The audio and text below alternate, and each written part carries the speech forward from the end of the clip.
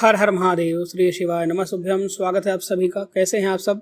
आशा करता हूँ आप सभी स्वस्थ होंगे, कुशल होंगे। एक महात्मा ने बताया, अगर मनुष्य कुत्ते को रोटी खिलाने के इन फायदों को जान जाए तो जीवन में कभी भी दुखी नहीं होगा, धन संपदा की प्राप्ति होगी। दोस्तों, इस कहानी को पूरा सुनिएगा। आधा अधूरा सुनने से आधा अधूरा ज्ञान ही मिल पाता है। नमस्कार दोस्तों, आप सभी का दिल से स्वागत है हमारे चैनल में। दोस्तों, एक समय की बात है, एक गांव में सागर नाम का एक लड़का रहता था। वह अपनी जीवन में बहुत ही ज़्यादा दुखी और परेशान रहता था। वह बस यही सोचता था कि मैं पूर्व जन्म में ऐसा कौन सा पाप किया है जो आज तक मुझे भोगना पड़ रहा है। एक दिन उसे पता चला कि गांव के दूर जंगल में एक सुंदर आश्रम में एक महात्मा रहते हैं। अगले दिन सागर ने उन महात्मा जी से मिलने के लिए अपने घर से निकल गया और वहां पहुंचकर सागर ने देखा कि महात्मा जी अपने आश्रम में कुछ लोगों को उपदेश दे रहे थे। तभी सागर महात्मा जी को प्रणाम किया और बोला, महात्मा जी, मेरे मन में एक प्रश्न है, कई दिनों से उठ रहा है। महात्मा जी ने कहा, तुम्हारे मन में वह कौन सा प्रश्न उठ रहा है, मुझे निसंकोच होकर पूछो। तब सागर ने कहा, गुरुदेव, कुत्ते को एक रोटी खिलाने से क्या फायदा होता है?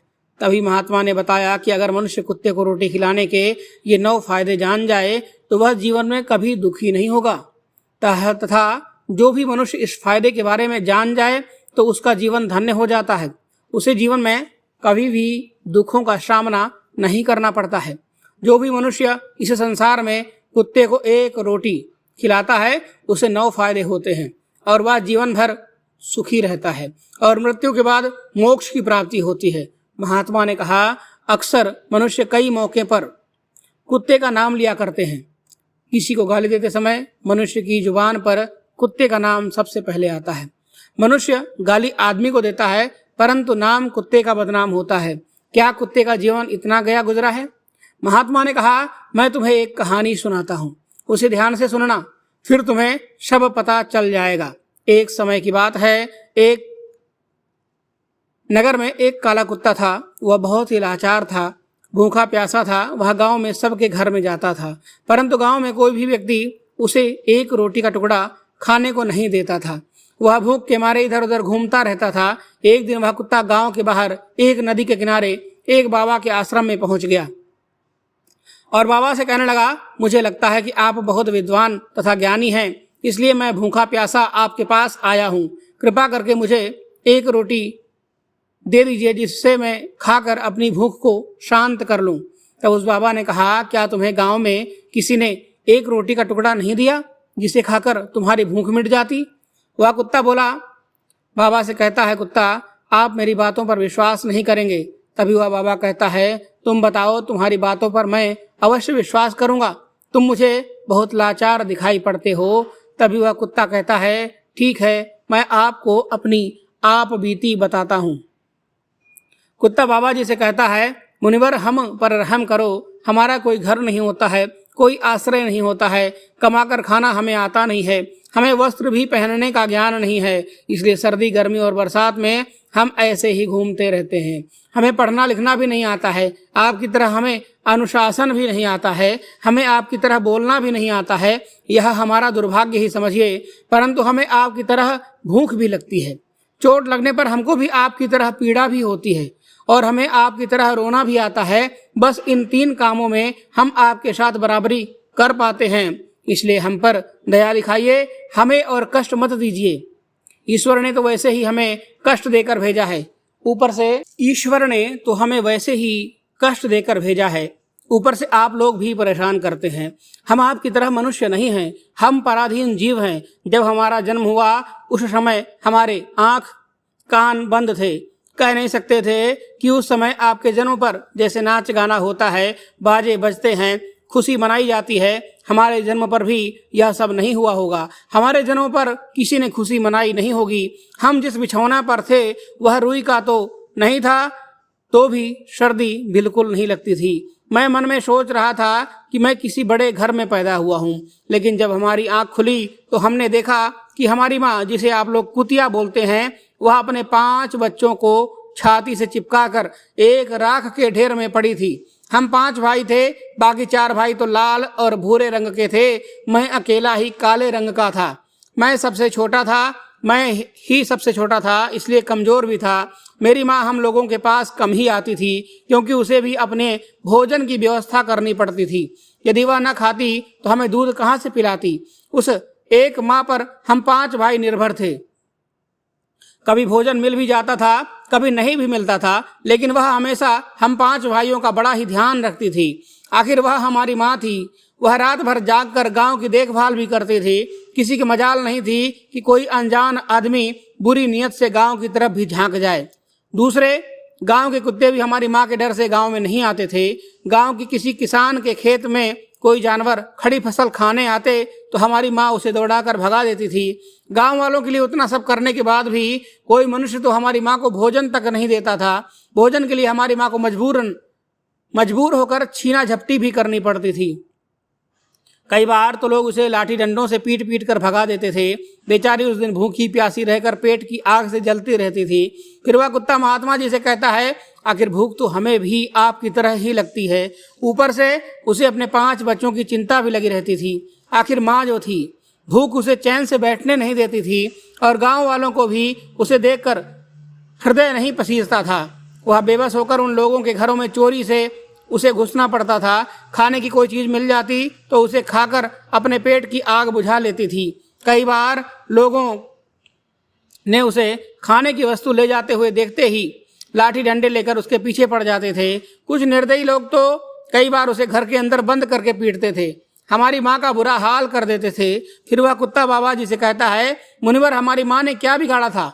उसने सिर्फ अपने पेट के लिए भोजन ही तो चुराया था। चोरी करने का हमें कोई शौक नहीं है और पापी पेट हमें यह सब करने के लिए मजबूर कर देता है। एक दिन की बात है, बड़ी जोरदार बरसात हुई, ओले पड़े थे, ठंडी हवा चल रही थी। उस ठंड में ठिठुर कर हमारे 3 भाई मर गए। उस दिन हमारी माँ बहुत रोई थी, लेकिन मनुष्य हमारी पीड़ा को नहीं समझ सकते हैं, क्योंकि उसके बच्चे थोड़े ही मरे थे। फिर वह कुत्ता कहता है, अब हम सिर्फ 2 भाई बच गए थे।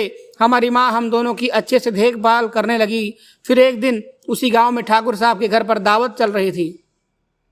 अनेक प्रकार की मिठाइयाँ बन रही थी। ठाकुर साहब के घर में काफ़ी मेहमान आए हुए थे। हमारी माँ कुछ खाने की तलाश में बार बार उधर जाती, लेकिन लोग उसे दुत्कार कर भगा देते थे। किसी को उस पर इतना भी तरस नहीं आया कि उसे एक रोटी उस बेचारी को खाने के लिए फेंक देते, तो एक रोटी से उनका क्या बिगड़ जाता। मेरी माँ बार बार आज जाती और वहीं खड़ी खड़ी देखती रहती थी। ठाकुर साहब कि आंगन में दावत खाने का सिलसिला चालू हुआ। भोजन परोसा जाने लगा। मेरी माँ भी वहीं जाकर पूंछ हिलाने लगी। खाना परोसने वाला आदमी जब किसी काम से भीतर गया तो मेरी माँ रोटी लेने के लिए चल पड़ी। फिर दूसरे आदमी ने मेरी माँ को जाते हुए देख लिया तो चारों ओर से लोग चिल्ला चिल्लाकर उसकी तरफ भागे। मेरी माँ उनकी चीख पुकार सुनकर घबरा गई। 2-3 आदमी लाठी लेकर उसके पीछे से दौड़े। मेरी माँ वहाँ से घबराकर भागने लगी, परंतु उसे वहाँ से निकलने का कोई रास्ता नहीं मिला, क्योंकि सामने से लोग लाठी डंडे लेकर आ रहे थे। तभी मेरी माँ वहाँ पर जो लोग भोजन कर रहे थे उनको लांग कर निकल गई। महात्मा ने कहा, आगे वह कुत्ता कहता है, मेरी माँ अपने निकलने पर इतना हैरान नहीं थी जितने कि उन लोगों को देखकर हुई थी जो वहाँ पर दावत खा रहे थे। वह सब उठकर खड़े हो गए। उन्होंने भोजन करना छोड़ दिया और कहने लगे कि कुतिया के लांग जाने के कारण भोजन भ्रष्ट हो गया है। सब एक दूसरे से विचार विमर्श कर रहे थे कि अब क्या किया जाए। खाना तो सब खराब हो गया। फिर ठाकुर साहब फूट फूट कर रोने लगे। कुछ लोग तो यह भी कह रहे थे कि भाई कुतिया के लांगने से भोजन खराब कैसे हो गया? उसे खाने में या खाने की थाली में मुंह थोड़ी डाला है, सिर्फ ऊपर से ही तो गई है।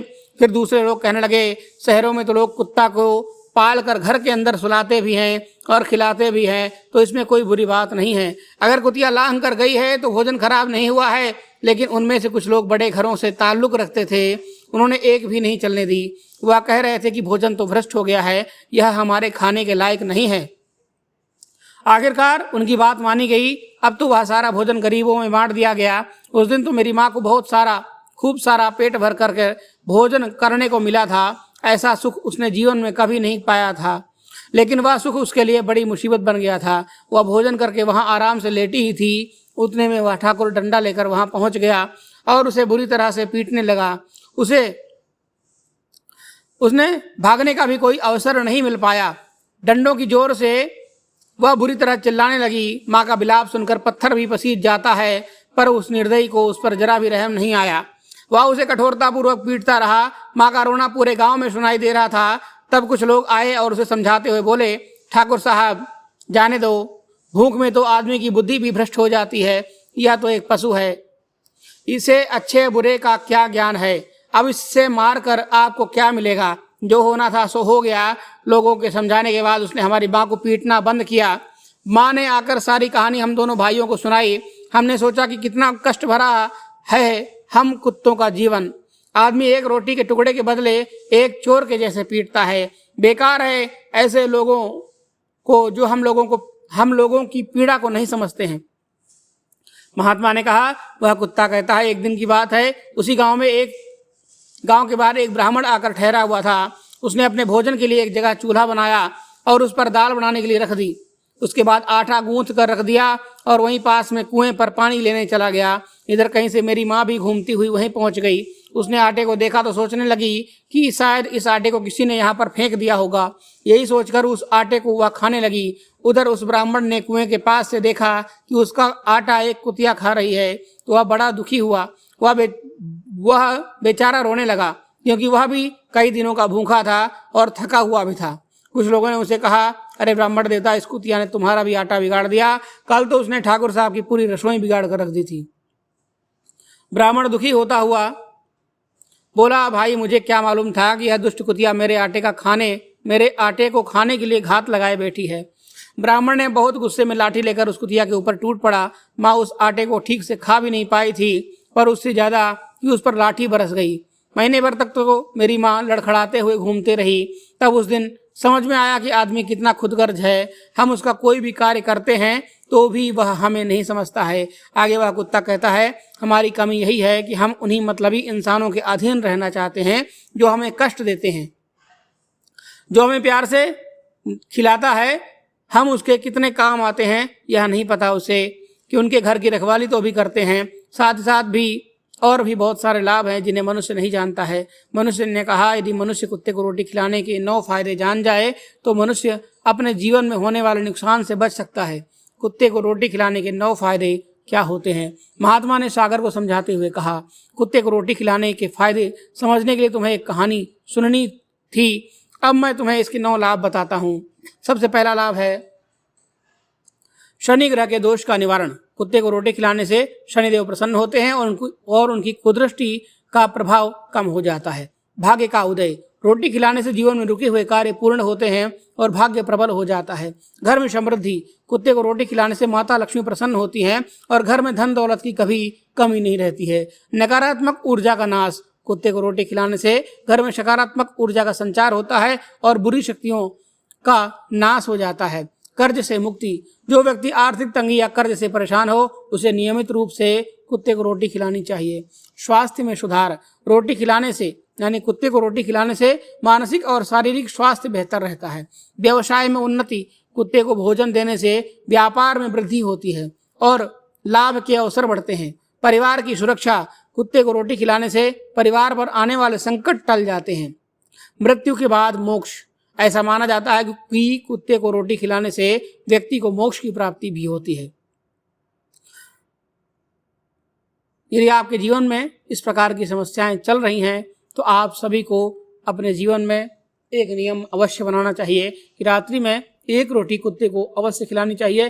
कुत्ते की रोटी में सरसों का तेल चुपड़ करके थोड़ा सा गुड़ डाल करके और उस रोटी को आप कुत्ते को खिलाइए। इससे आपके जीवन के सभी प्रकार के संकट कट जाएंगे, सभी प्रकार की परेशानियां दूर हो जाएंगी।